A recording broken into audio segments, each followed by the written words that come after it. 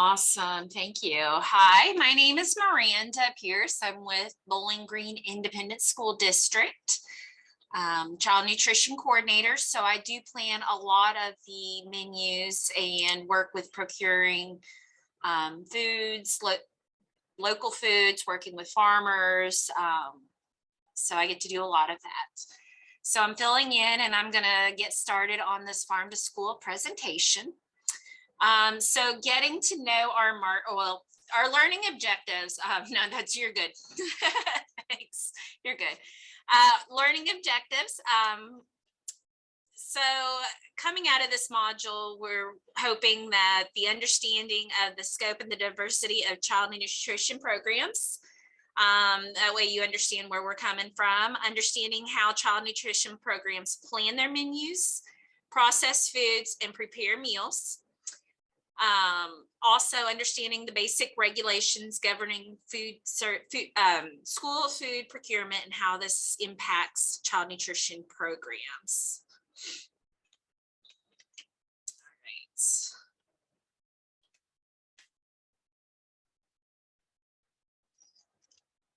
So here is a snapshot of Kentucky by the numbers. In 2021, which was in the midst of the pandemic, 677,000 children were served through different programs. That equated to $2.7 million for breakfast and $5.4 million in lunch funding. As of 2015, there were 77 school districts participating in Farm to School. And in 2015, 8.8 million was spent on local foods. All right, is there a video that's going to play with this one, Mackenzie? No, we just replaced it with some pictures. So if you want to tell us a little bit about this, is at your all school, right? You were doing the okay. I just wanted to make sure there wasn't going to be a video to play. So we have partnered up with several local produce vendors and farms, and one of them is Need More Acres that we watched a video just a little while ago about. So we have a program that we do through the state that's awarded to our elementary schools, and that is our fresh fruit and vegetable program. They grant us money for the year, and then we are able to provide local produce, fresh local produce, to the kids for a snack. It covers the cost of what we spend on the produce, as well as the labor and the operational costs that go into it. So one of the things that we are able to do is we're able to take our kids to the farm for them to have a field trip. So that comes out of that funding, which again was awarded by the state. And when they go out there, they get, this past one, they got a little goodie bag. So they brought home a meal kit that they got a recipe card and some local produce, and they got to come home and make a meal with their families. They got a snack while they were out there. And for some of the kids in our district, Bowling Green's not a huge city, but some of them haven't been out of the Bowling Green city limits. So for them to go to a farm, the next county over, it was just amazing for them. They didn't realize milk came from cows, or to see a carrot come out of the ground. So that right there was just huge in them to be able to see where some of their food is coming from. And then they actually got to try new things. One of them was a piece of pumpkin bread, and we think maybe kids don't like pumpkin bread, but it was something new for them to try. And then to find out it was made with fresh pumpkin from the farm that we were at, their minds were blown. And so that's just one of the things that we just enjoy being able to do with them.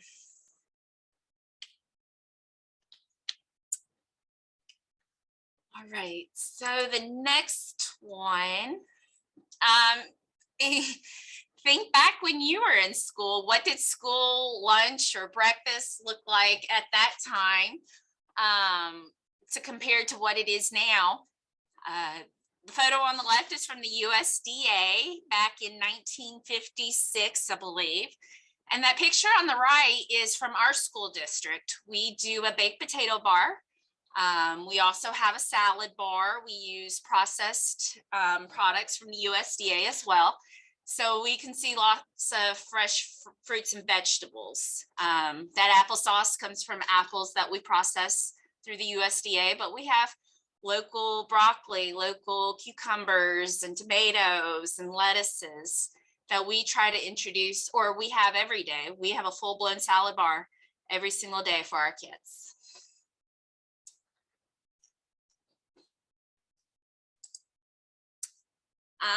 These are some more pictures out of our school district as well. We are very innovative. We like to think outside the box. Our kids' palates are changing, and so we're trying to keep up with them as well. And then we're also trying to make sure that we're keeping a variety with them. So it's not just the same thing. If they see something new, they're willing to try something new. It takes a couple of times for them to try it before they decide if they really like it or not. And so we have it available to them all the time as far as our fresh fruits and vegetables. And so here you can see where we've taken an egg roll and some fried rice and teriyaki chicken, and we've paired it up with fresh vegetables. We make fresh salads. We make salad boxes, that come already together. We have the salad bar. And then we also do some other things like ramen bowls, noodle bowls, different things like that as well.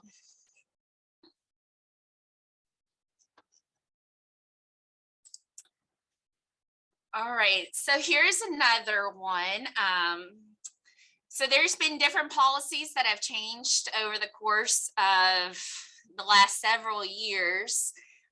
Increase the fruits and vegetables, lower the sodium, more whole grains, low fats. And so we have to comply by those guidelines as well. So we want to make sure our food is safe and healthy in all of our programs, but we also want to make sure that it tastes good, and we want our kids to eat with us. If they go hungry, they're not learning well. So we want to make sure that we have something good for them and that it also fuels them for the rest of the day. The National School Lunch Program, we refer to that as NSLP all the time. It's a way to provide food to the kids, but it's also a way that we can also create a market for producers with extra products, create menus around that. We have more than just the lunch program. So here's a list of all of our programs, or most of our programs that we serve. These are all our school meal programs. So we have the National School Lunch Program. Then there's the Fresh Fruit and Vegetable Program, and you have to be invited into that one. And that is only for elementary students. And then they award you for that, award you money for those. And that's fresh fruits and vegetables, can't be processed, can't be frozen, can't be canned. You can cook once a week, but you can't cook your produce for that specific item. Then you have your school breakfast program. There is an after-school snack program as well, special milk and seamless summer. And then there's also another one that we participate in. It is our at-risk program for supper meals.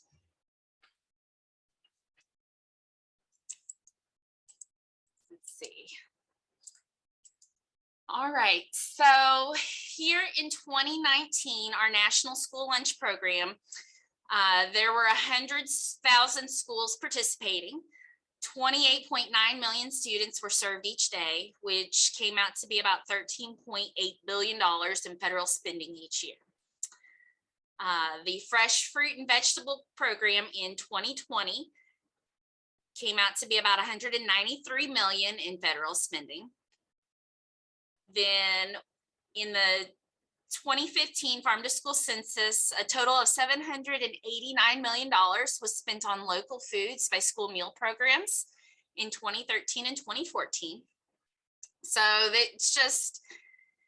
it's a lot, a lot of kids, a lot of opportunities to be able to introduce that to them. Let's go on to the next one. So then here we have the excuse me, didn't click over.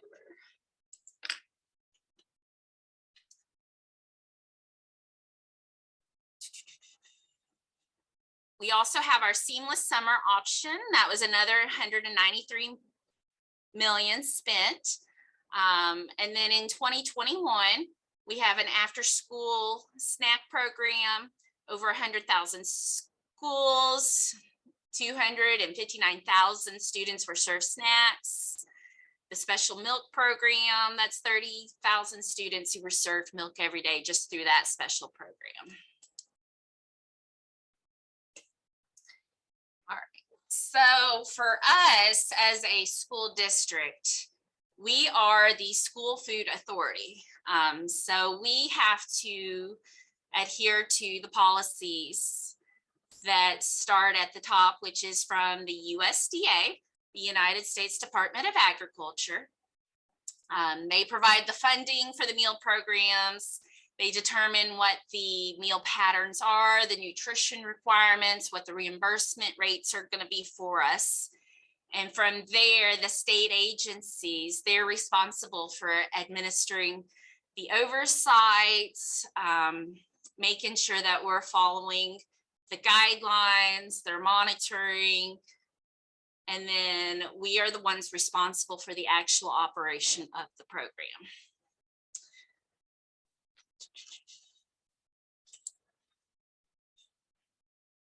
So what influences school meal program purchasing?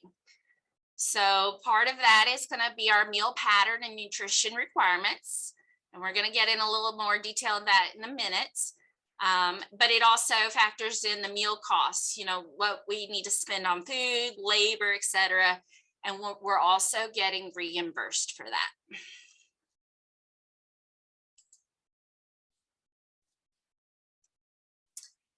So this is just a quick look at what school meals are. So we have 5 components that we refer to: fluid milk, a whole grain, a meat or meat alternate, fruits, and vegetables. So in the National School Lunch Program, we have to, and depending on what model we're on, we have to have all 5 of those components. School breakfast program is going to be 3. For breakfast, we just need to have the milk, the grain, and a fruit or vegetable. So depending on the school system like ours, we have a very varietal menu. So we're offering a lot more than that. And then we have the fresh fruit and vegetable program, which is a fruit or a vegetable. All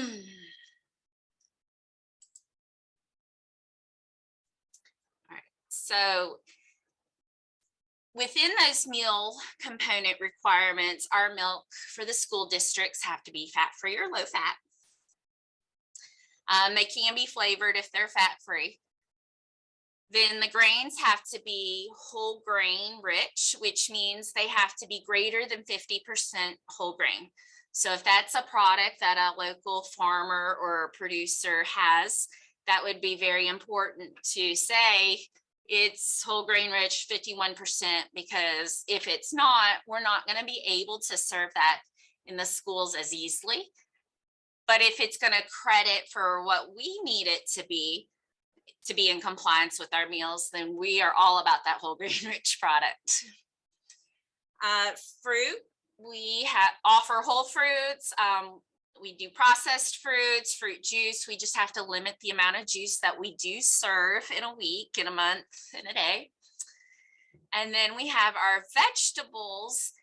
And with our vegetables, there are subgroup requirements that we're required to meet. So many servings of a dark green vegetable, which would be our bok choys, our spinach, kale, chard, collard greens, broccoli, etc.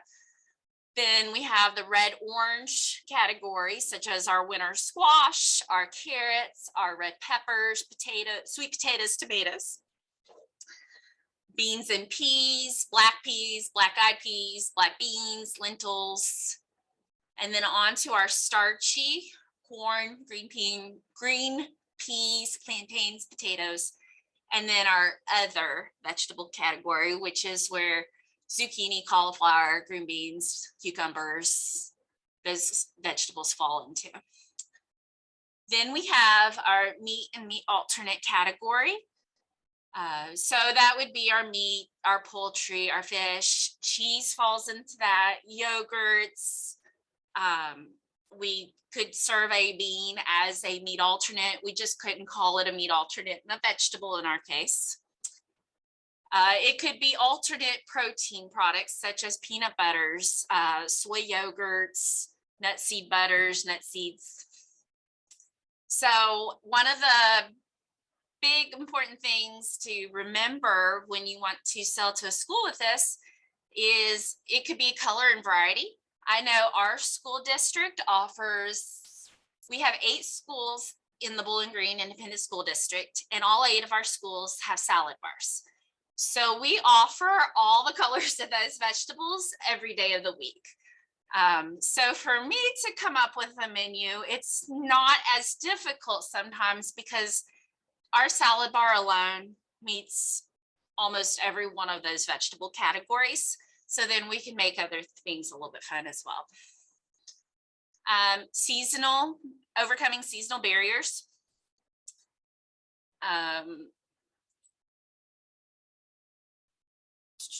Meat and dairy items and grains, they might be available year round.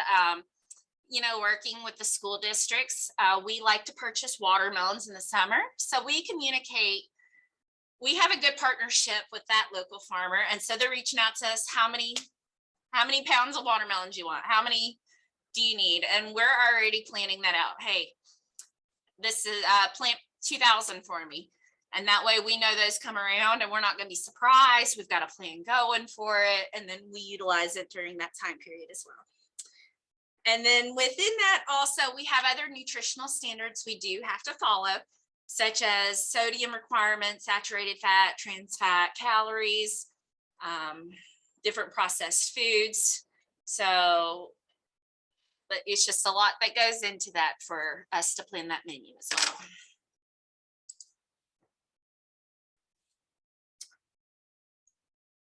And so here's an activity. Take a moment to write down what products you are already producing that you think would help a school meet these meal pattern requirements and nutritional standards.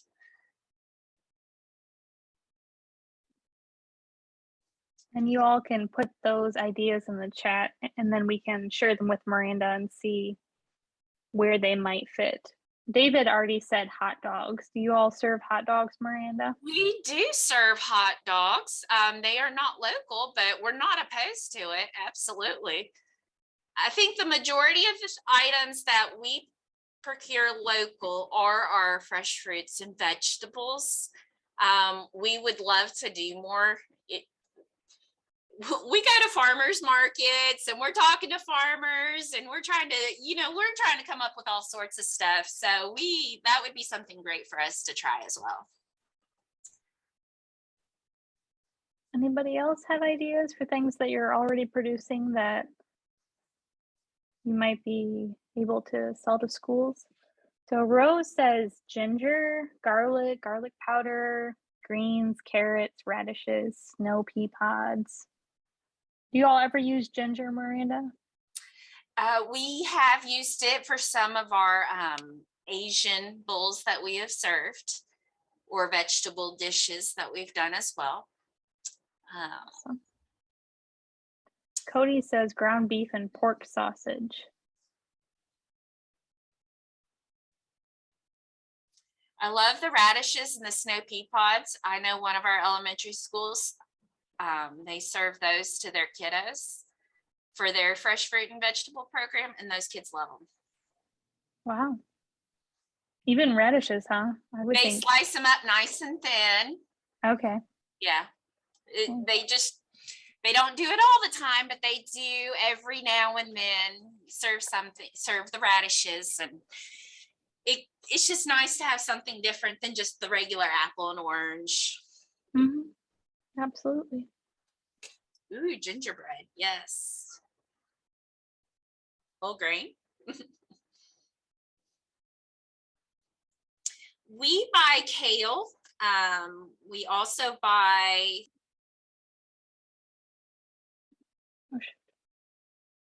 Miranda, I think I just muted you on accident. I was trying to mute myself.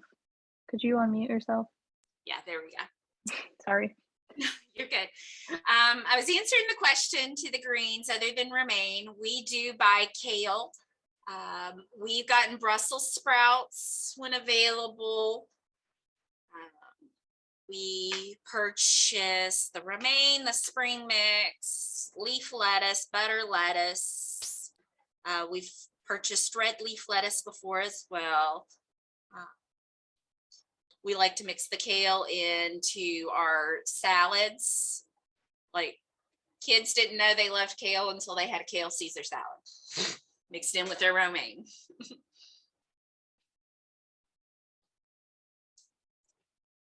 Bok choy, yes, absolutely. We've done bok choy as well. We do the ramen bowls, and so they get to make them, and they love the bok choy with that.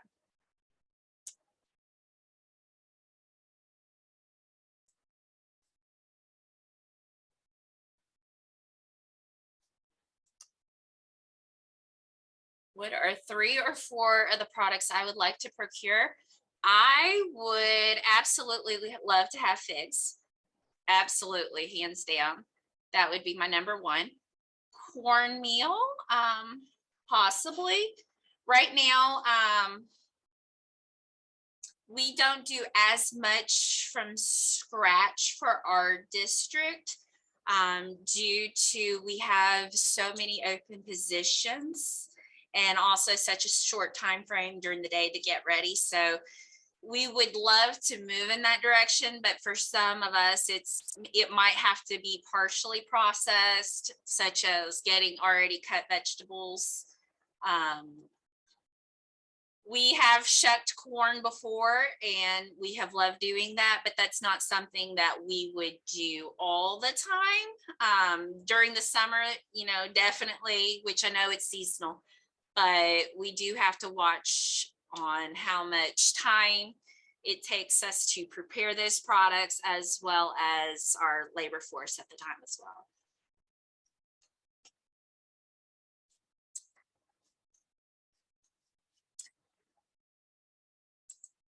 All right, so the next one. All right, so the cost of school meals. So the average cost to produce a school meal is this is based on a 2019 study, $3.81. To produce a school breakfast was $2.72. And so what that came out to be was 45% was spent for food, another 45% was spent for labor, and that left 10% for all the remaining cost. Supplies, overhead, contract services, which came out to be about $1.71 was spent on food for a school lunch and $1.22 spent on food for the breakfast. So those little numbers added up, which came out to be, 28.9 million meals each day, times that by $1.71, and that's 49 million plus.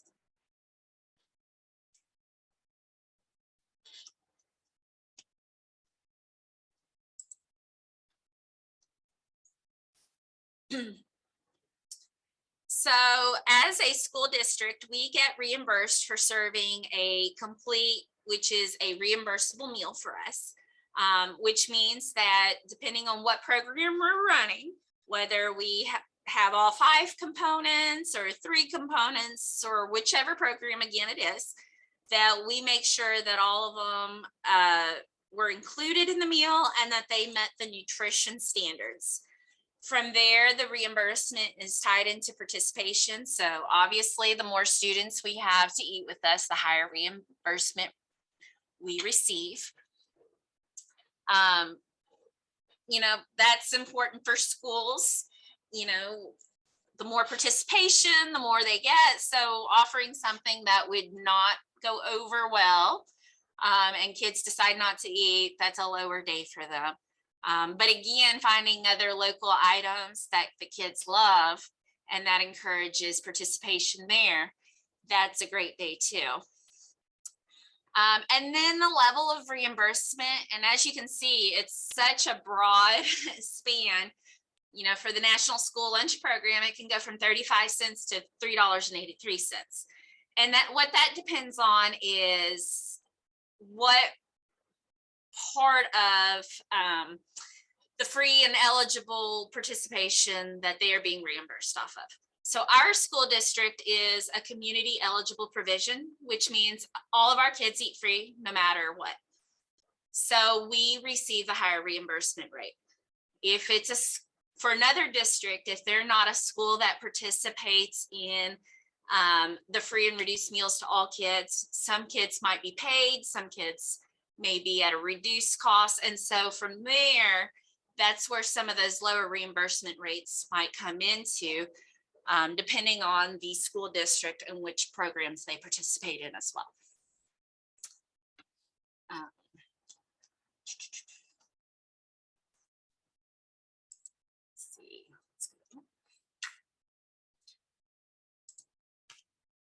All right, so talking about the diversity of school meals. And so as you can see, we have a product need, but one size does not fit all. A very large K-12 school district that serves a 3/4 cup of vegetable, which is the minimum vegetable serving per day for grades K through 8th for 350,000 meals. So that's a huge school district. I think this example came from Los Angeles. That's 108,000 pounds that are going to be needed. A medium school district that serves that same serving size for 5,000 lunches, only 1,500 pounds. So as you can see, you know, going from a large district to a medium district. And then we have a small K-12 district that serves a 1/2 cup of the broccoli for their fresh fruit and vegetable program. That would be 500 servings for that meal. So 102 pounds. And then the last one, we're talking about a salad bar as one of the several options. And for another medium school district, that might only be 50 pounds that are going to be needed. So very, very across the board right there. So depending on what size district, what's the serving size, if it's, you know, one of several options, if it is the only option, it's going to depend greatly on what is needed. And it's also going to depend on which program it is. So if it's part of the National School Lunch Program, that serving size is going to be larger. The fresh fruit and vegetable snack is going to be a smaller one. The age of the students, K through 8, have smaller portions than the 9 through 12. Is it a served meal? Is it offer versus serve? And what I mean by that is if we serve it, we have to give it to them. They have to take that component, that item. Whereas if it's offer versus serve, they have the opportunity to decline. So you're not going to get 100% or taking that item. And so exploring the potential of school meal program markets, just knowing these factors and what the volume of the program needs are.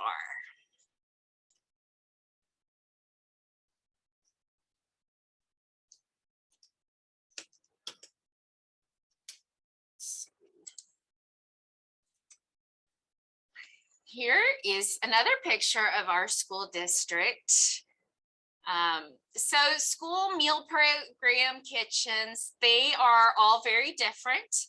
I mean, you have your same basic equipment, but they are becoming more and more diversified. Our district doesn't do any deep frying, but there are other districts who might.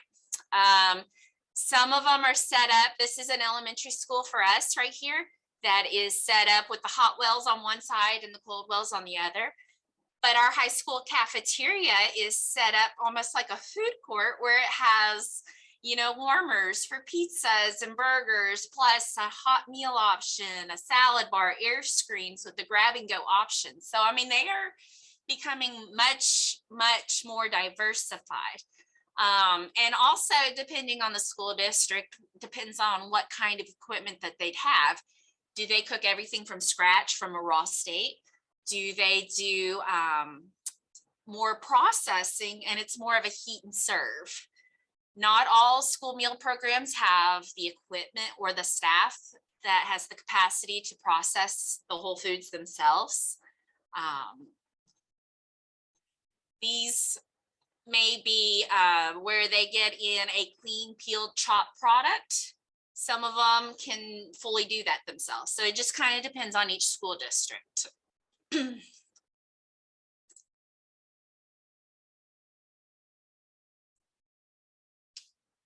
Is this another video? Okay, just making sure. Yeah, let me get it. We actually have this one, so I'll share it so that we can watch it.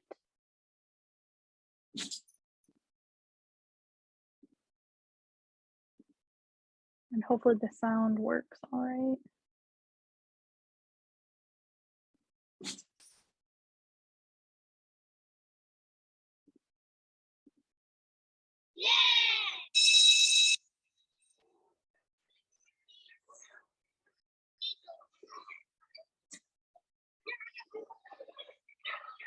There's no reason that a child should ever have a negative experience in the cafeteria.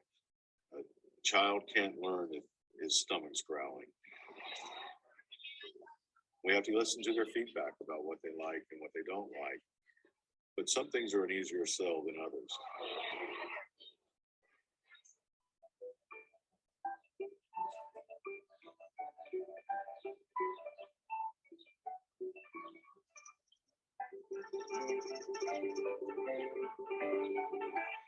It's just a good concept for children to be able to relate where the food they eat comes from and know that it's right within their own region.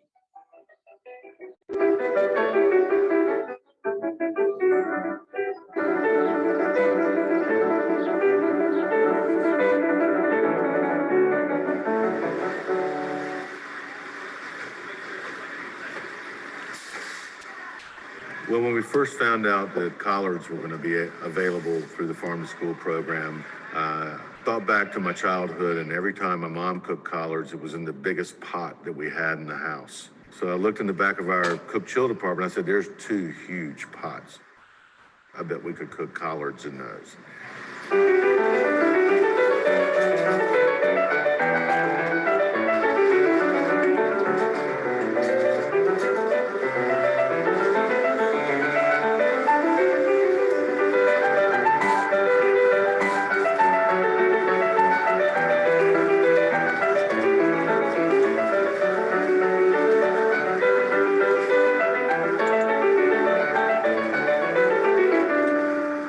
Trial and error at first, getting the seasoning right. And of course, the staff was a little wary at first. But if there's one constant, it's going to be change. We're going to be challenged and required to do new things. And that's a good thing because we are creating change in our children's dietary habits and improving them. So if we expect our kids to improve, then we've got to do the same. Oh, they good. They look good. Very good, Sharita. Ready to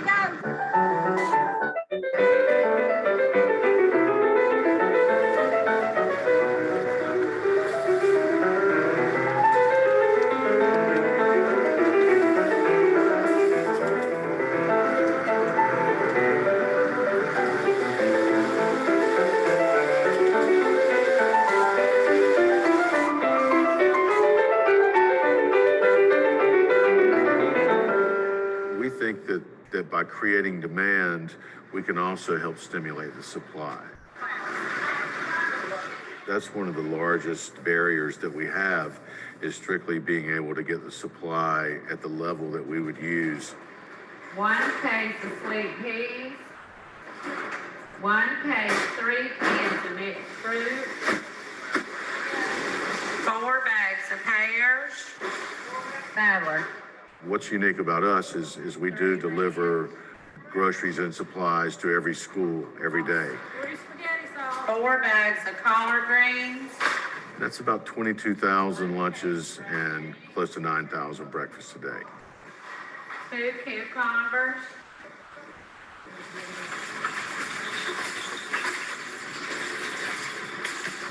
What we deliver today is served in the school the next day.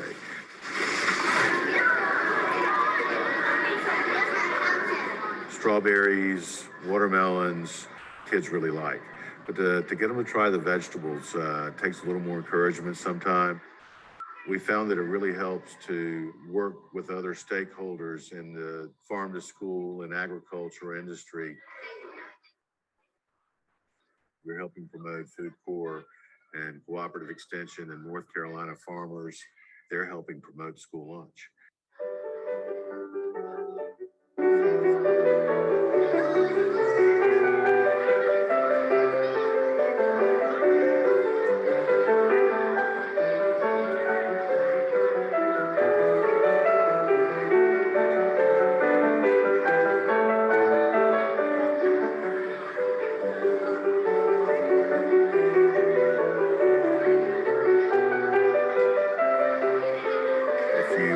Someone and you show interest in them, then they're going to be interested in what you're offering.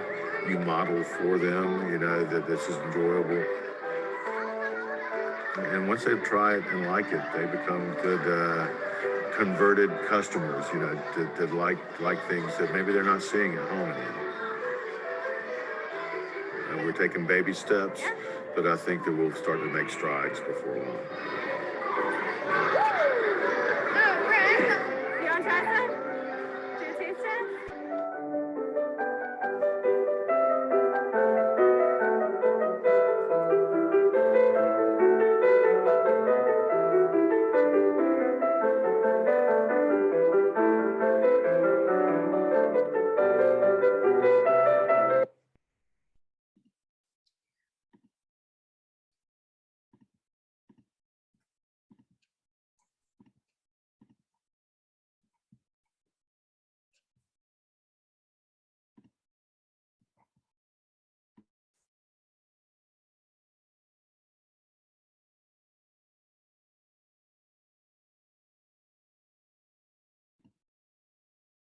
Can you see that still, Miranda?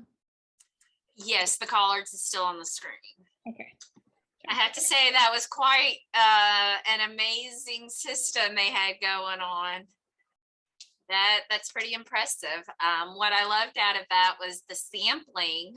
We just did something like that this week, but on a much smaller scale. And we did a frozen yogurt bark with some granola and local blueberries that we had, and the kids tore it up. So we're trying to come up with some new creative items for them to try during their breakfast or their lunch programs. And sometimes that is the way we get to get their feedback, and it's by doing those samples. So that was awesome. So these school meal programs, everything, I mean, it's going to be based on the size, the scale, the equipment that's in place, the infrastructure. Each school district has a different model, but based on what they have will influence what they're going to need from a local farmer or a local vendor to get the product into the system. On-site food preparation, which is what a lot of our local, like our district does, is on-site. Everything is done in each kitchen. Each kitchen has the equipment for it. Then you have the central kitchen model, which is where one kitchen produces the food and delivers to the different locations. For us, we do that during the summer when we do mobile meals. It comes out of one kitchen, and then we're able to take our meals out to different sites. And then the vended meals, which look very much like the collard green video, is where they were able to prepare stuff and send it out to all their schools. So it just depends on what the school district is equipped to handle.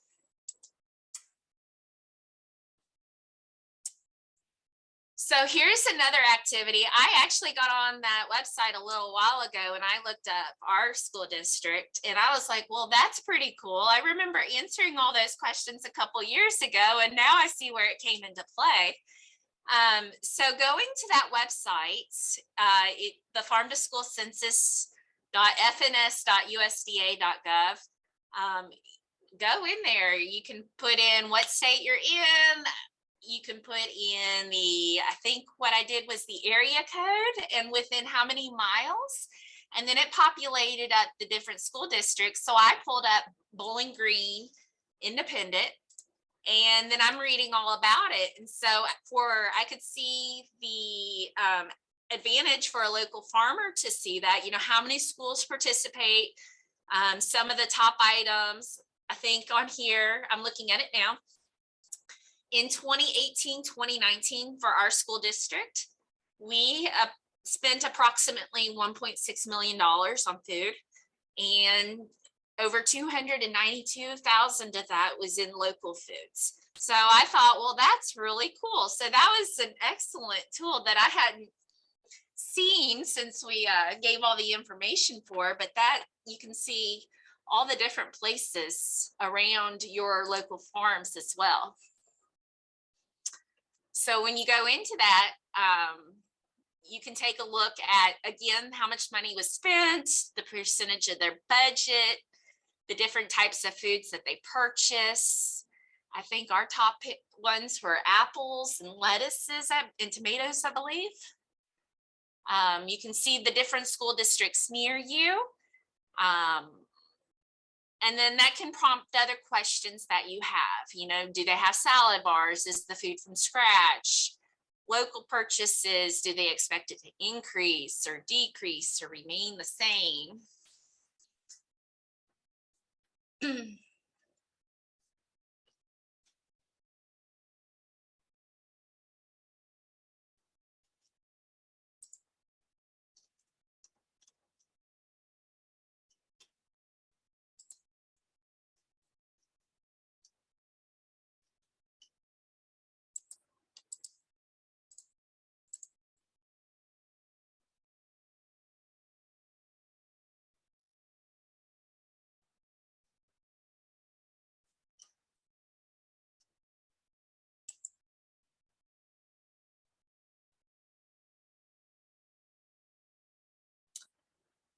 All right, so the farm to school supply chain, not only seeking to connect with the producer with school markets through sales, but also with the student as the end customer. So regardless of the supply chain model, local procurement initiatives benefit the variety of supply chain partners, including the schools and students. So we have our school food authority. And in it, we want to reduce the waste. We want to reduce spoilage. We want to make sure that we're in alignment with the nutrition standards that are provided to us. We also have to make sure we're following the procurement regulations that are laid forward, and just improve overall on our meal participation rates. Then you have your local retail outlets. School food authorities districts, they can also access small amounts of local products through food co-ops or grocery stores, local businesses, economies. You then also have your food hubs and regional aggregators. School purchasing trends have shown increased interest in product development and increase in demand for aggregation and distribution services from food hubs. You also have the distributors, which the school food authority / districts drive the demand and supply of local product by requesting and sourcing those local products. Expanded product lines create potentials to serve new markets. And then you also have your agricultural producers, where schools also provide a steady and growing market for the diversity of those local agricultural products. Demand often exceeds the current available supply. So helping to support local producers and seeking to invest in scaling up, or partnering with multiple vendors as well for a product.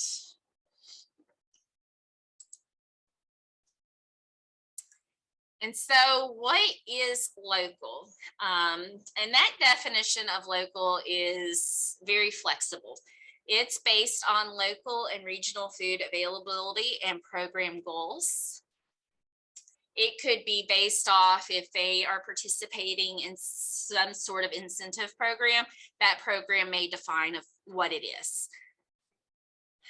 It could also be based on the product or time of year, or even a tiered definition. These are all possibilities of what local could mean. And why do we define local? I mean, again, it could be for a specific program that's being operated. We have all different programs. One program could say X amount of miles. Another one could say this many amount of miles. State incentives. We may have to track purchasing. And so needing to know what that is. And then also what a geographical preference for purchasing will be. And so local doesn't have to be, again, I think when we say local, sometimes we think fruits and vegetables, but it could be the entire plate that gets served. It could be the local dairy, the milk. It could be the hot dogs I saw. That would be a great local item. If someone made those buns for it, that could also be a local whole grain product to go with that hot dog on that plate. So local could be all the meal components that we serve.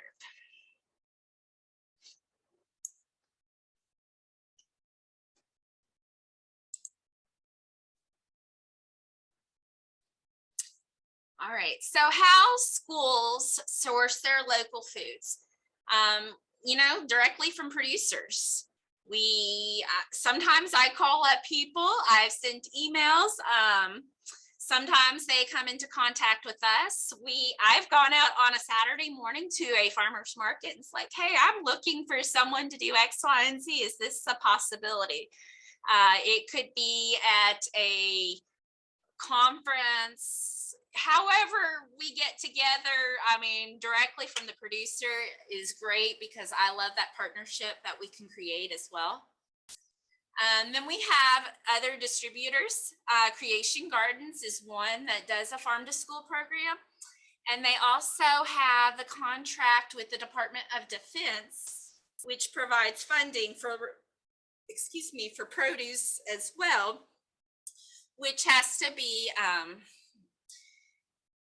it's across the United States, but it is products of the United States. And so the Creation Gardens Farm to School program, they purchase from GAP audited farmers, and then they sell to schools through their Harvest of the Month program or their contract. And so by doing that we know those also, everything that we're getting meets those standards that are set forth by the USDA. We have food service contract management companies. It could be a Cisco, a CRS, a Gordon's Food Service, local retailers, processors, food hubs, co-ops, gardens, USDA foods.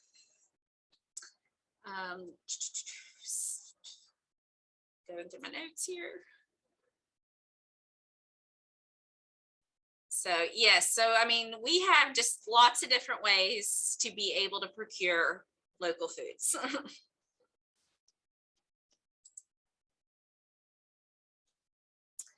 All right, so how schools incorporate their local products. It could be through a meal, depending on which school district. Ours, you know, we have a breakfast, lunch, and supper program. So it could be incorporating it through that.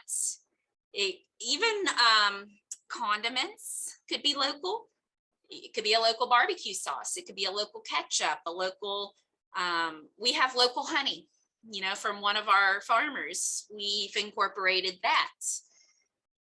It could be a Harvest of the Month or a state plate or other endorsed campaign that is providing local products.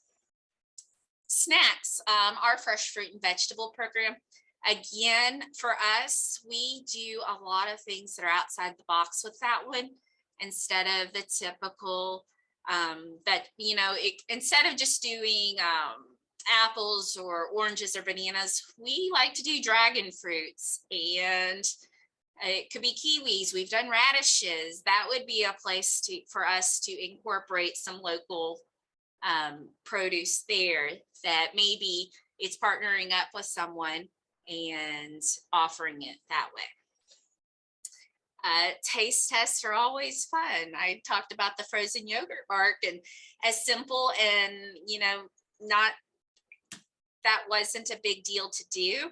Kids loved it. It was something different. So getting them to try new things that way, and then, hey, it worked out. Let's put that on the menu. Let's offer it. Or maybe it's a seasonal product that we can only get here and there.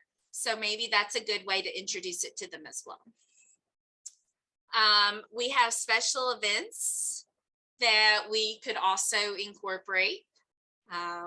Each school district's different, so it could be a back to school. It could be something as, you know, a fall preview, a Thanksgiving meal, just different special events that the schools have. And then Kentucky Crunch was one. It's in the month of October, Farm to School month, and it challenges students to crunch into a local fruit or vegetable. So school districts may not start right away with large amounts of local product and meals. Maybe it's a smaller scale of getting it started. It might be a one-time taste testing event. It could be just one product.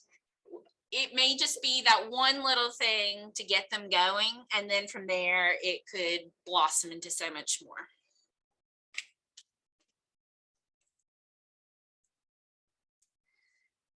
So for school food service, this is kind of our calendar in that a lot of districts go by.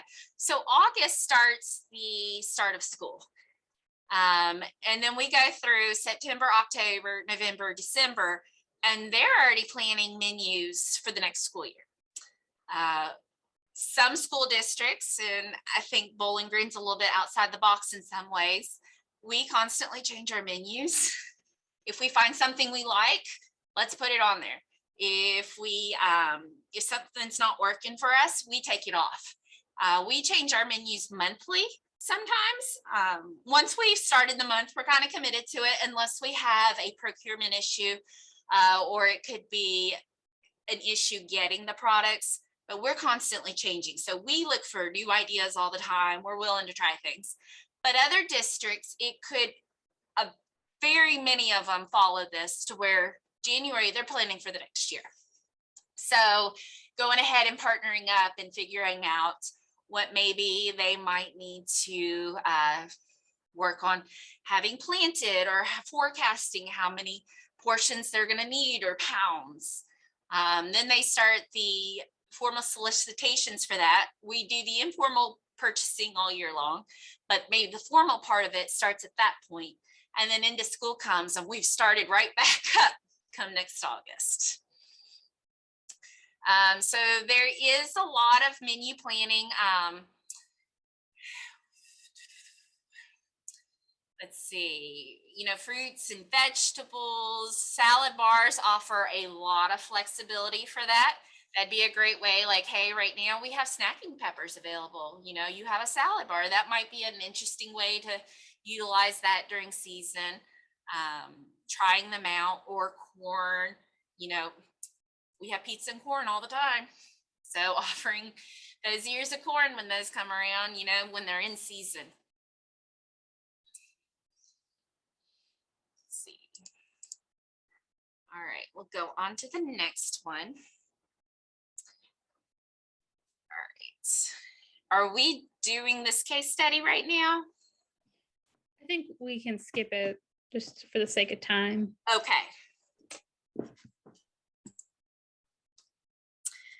All right, so local procurement, school food service, school food authority / districts, we have to follow a procurement process. And so with that being said, we have to plan for what we need. Then we have to write out those specifications, make sure it meets the standards. Then we award the contract and manage that process. Miranda, do you guys do a lot of formal procurement, or do you do more of like the micro purchase? We do a lot of the micro purchasing and what's the other ones? Like small threshold or whatever it is? Yes. We will do the formal one if needed. And then the request for proposals, I think, is that last one. Mhm. Those are for obviously those major things. But yeah, we do a lot of micro purchasing. Awesome.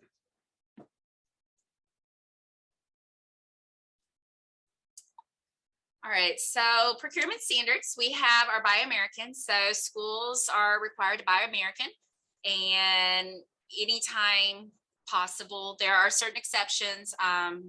Banana, maybe that's just not a US product, then we're able to get that. Or if the price of that product is significantly lesser than the price of the one that we have here. But we do have to, and we do get audited pretty heavily. So we do make sure we do follow that Buy American provision. So if we are purchasing locally, we know we're meeting that clause. Then we have free and open competition, just making sure that all competitors have that same playing field. We have to be responsive and responsible. The vendor and producer must respond to requests in a way that meets all elements of that request. And they also have to be responsible in being able to meet those. And then food safety. That's, we have to make sure that what we're serving to our kids is safe. So it might go under a GAP certification or a rigorous food safety process through the vendor, making sure that they are ready to sell to us. All right. So geographic preference allows school food authorities to use that as a procurement of unprocessed agricultural products, locally grown and locally raised. The final rule on that says the school food authority has the ability to define local. It defines unprocessed agricultural products, and it clarifies that a preference is a preference, not a specification. And so they gave an example here of some Washington, an example from Washington on some language that you might find. And it says any vendor who receives yes for that category may receive or will receive that 10% price preference, but it only means that 10% of their price will be deducted for comparison purposes. So after the price reduction, prices are compared between vendors, and the lowest price, responsive and responsible for the bidder, will be selected. So that's just part of our language we got going on. And you just use that with like formal procurement, right? Yes. So if you're doing like a bid process for the whole school year, that's when that would come into play. Right. I think this next slide. So we do a lot of informal procurement. And so we do a lot of micro purchasing. And so that is where micro purchasing, $10,000 or under, or it just depends on the state. But it's non-competitive and pretty much like equally distributed. So if you have multiple farmers, like if we're just sharing that love with each other, and not just only doing business with one, I mean, that kind of falls right there. We're being equal shares with that. Then we have the informal process purchase, and that's the 250,000 or lower. And that is where we have to put 3 bids together. So if we're hitting that state threshold of the 30,000, then we have to start putting together bids from each local producer. And then our formal invitation, and that's where that really fancy language comes into play for us. And that has to be, advertised, and the bid has to be awarded. So for us, that may, like, if it's something that doesn't follow under one of our contracts that we have with the state for purchasing, then we have to put that out there. But most everything we do is micro purchasing. Our big vendor we have would be our small purchase, but so for us, it's not as big of a deal because we're able to do the micro purchasing.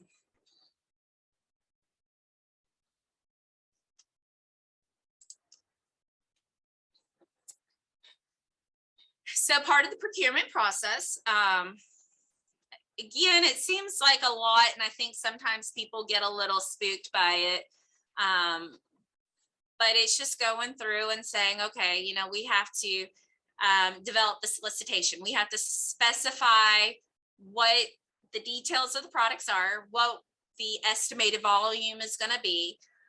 If there's a specific need in packaging, what we're looking for in that timeline for purchase and delivery, the terms and conditions of it, just being specific about what we need, basically. Advertising, putting it out to the public. It could be on the newspaper, however that may be. And then awarding it to the lowest bid, most responsible, what would be the most advantageous for the program with the price as the primary factor. Utilizing geographic preference, and then managing that contract, making sure that the compliance is being followed and specification, the terms and conditions that were set forth, and just making sure that what we said we wanted is also being complied with.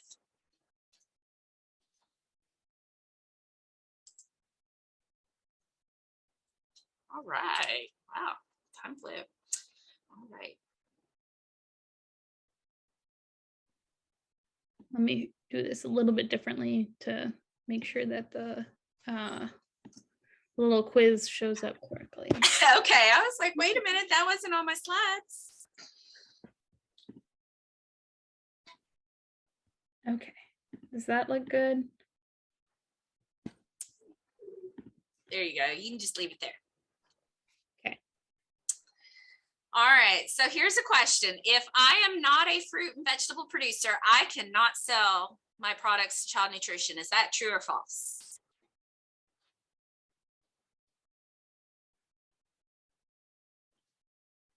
You can put those in the chat.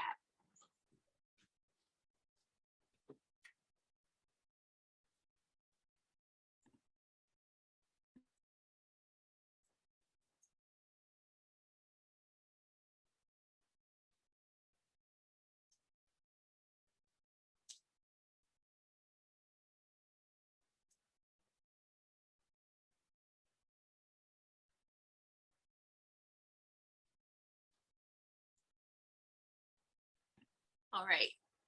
You're correct. The answer to that is false. Local foods span the plate: fruits, vegetables, meat, dairy, the grains. It could be all of it. The only way to get my products to children is through the school lunch program. True or false?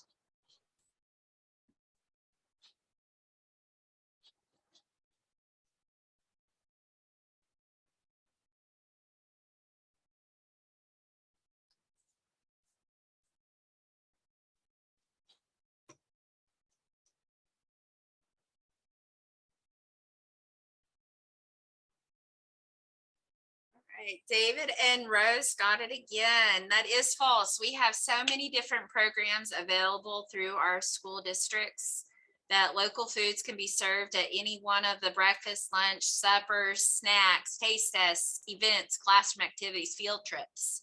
There's just so many different ways to get products to the children. Schools might be particularly interested in the sweet potatoes I grow because they're required to serve a red orange vegetable.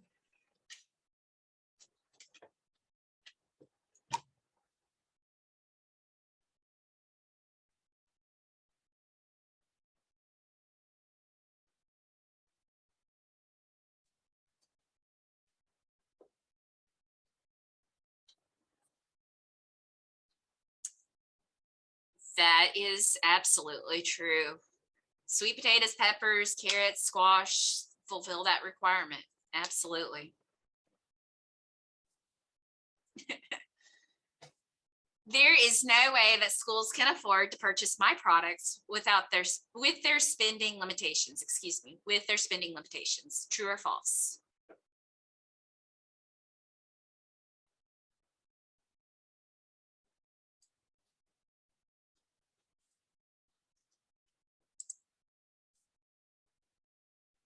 The answer to that is false. Although reimbursement rates for the schools may be limited, there is flexibility to spend more on local foods while balancing their budget using less expensive products. And just to also let you know, and I don't know if this has been touched on or if it's coming up, but the buy local incentive program where are you going to talk about that later? Okay. We grandfathered out of that. We maxed out in our district, so we don't get that percentage back anymore, but we do have the ability to still make those purchases. So for another school district that might be a little on the nervous side, they can apply for that apply to get some of that money back depending on the threshold they spend. Or it has to be buy local, different things. Great program, but we totally maxed out of it. So that's sad for us. So there's an incentive right there. All right, different school food authorities and different child nutrition programs require different volumes of products. True or false?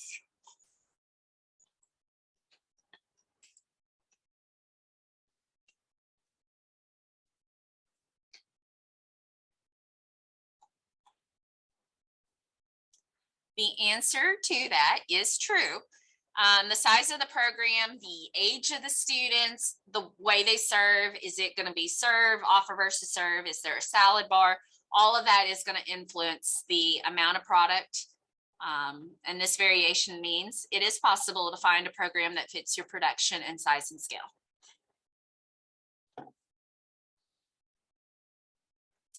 The USDA, the United States Department of Agriculture, dictates food safety requirements for schools.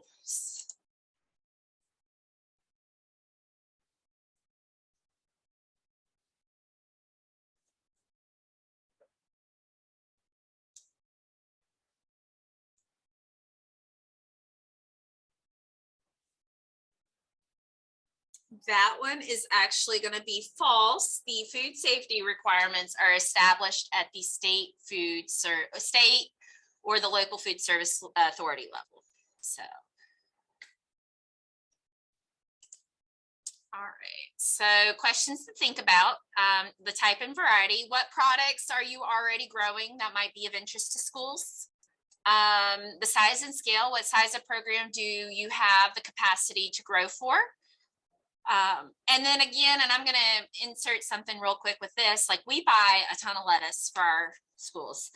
But we currently work with 2 different lettuce farmers, and we're getting ready to start working with a 3rd because one isn't able to keep up with it. And that is okay because we're not trying to deplete them every week. We're not trying to make things harder. We're just trying to get local produce in our schools. So we partnered up with 2.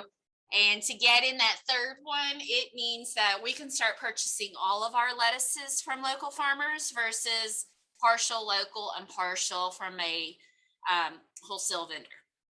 So just because you may not have the capacity to grow for a large school doesn't mean that you couldn't provide something. Because one of our vendors, one of our producers, we talked to him and he was like, well, how about you just buy from the both of us? I can guarantee this, they can guarantee that, we can make this work. And for us, that works perfectly. So I would say don't let that scare you as far as what size the school is. We have 8 schools, so even if it's only for one of our schools, for us, we're happy. So just working that with the local school district you're working with, there might be a solution for that. What level of processing can you do? Is it offering fresh, whole, unprocessed product? Are you able to minimally process the product? Marketing channels, what relevant market channels are you already selling through? And food safety. What are your existing food safety protocols or documentation? So part of the checking in on that action planning. So hopefully we came to understand the diversity of the product needed for child nutrition programs. Also understanding how child nutrition programs process, prepare, serve local foods, knowing what types of local products schools might want to purchase, and understanding the basics on those school districts, how they source and procure local foods. So hopefully we covered that.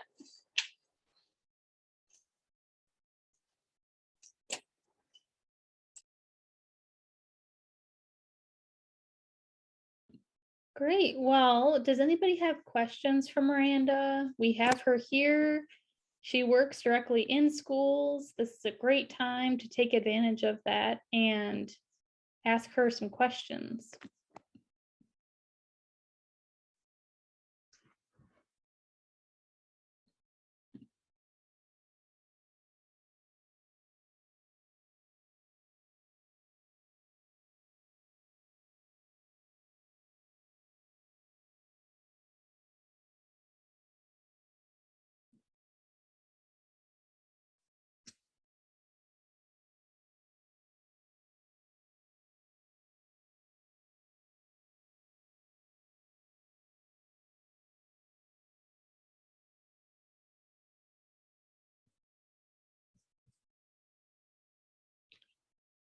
Miranda, did you say the top 4 products that schools would want, or at least your school might want to purchase from a local farmer?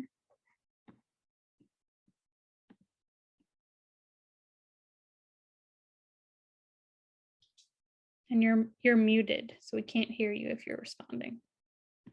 I was absolutely responding, sorry.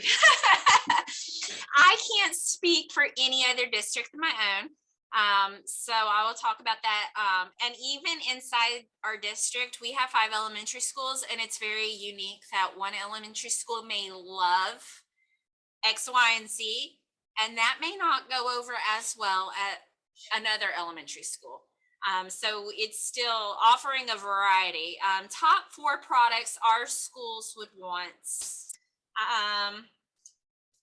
I would love a local fish, to see that as part of it. We don't offer a whole lot of fish of anything anyways. So to have a different meat alternative would be amazing, and local.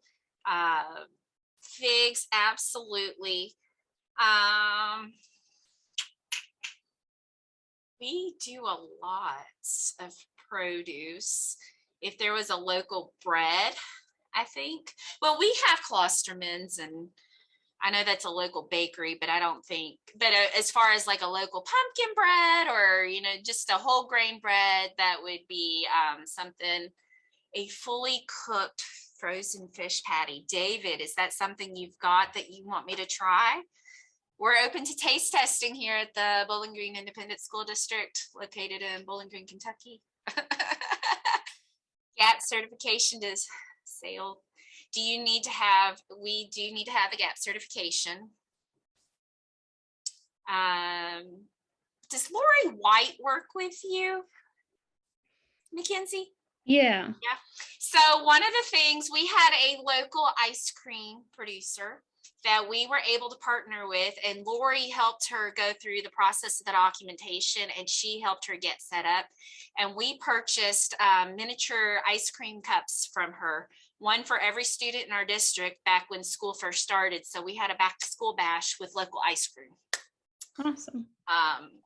So you guys require GAP certification, or do you just require like the PBPT, produce best practices? Do you know? We have been, I think I asked Tina Garland that question, and that was something we could take. I think at the point before that, and that was only since our KDA conference in December that I've maybe found that out. So before then it was only the GAP certification, but I think it's that specialized produce one too. Yeah, I know not every school requires, and you're not required at any sort of like state or federal level to have GAP certification to sell to schools. So it's really up to the school. whether or not they require that. So most that I have worked with in southeastern Kentucky do not require GAP certification, but some might. We do require some form of strict food safety following guidelines. Right. Yeah. And if you sell it at farmers market, you should already have the produce best practices training anyways. So that can distinguish you to a school as well.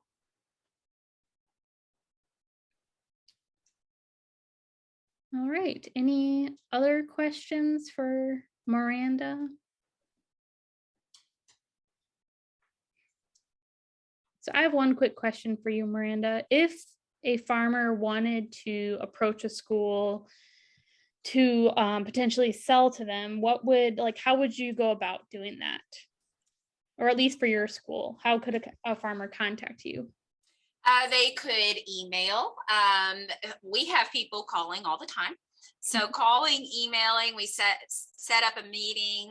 Sometimes I'll say, before we get started, these are the things that we would need to set up that partnership.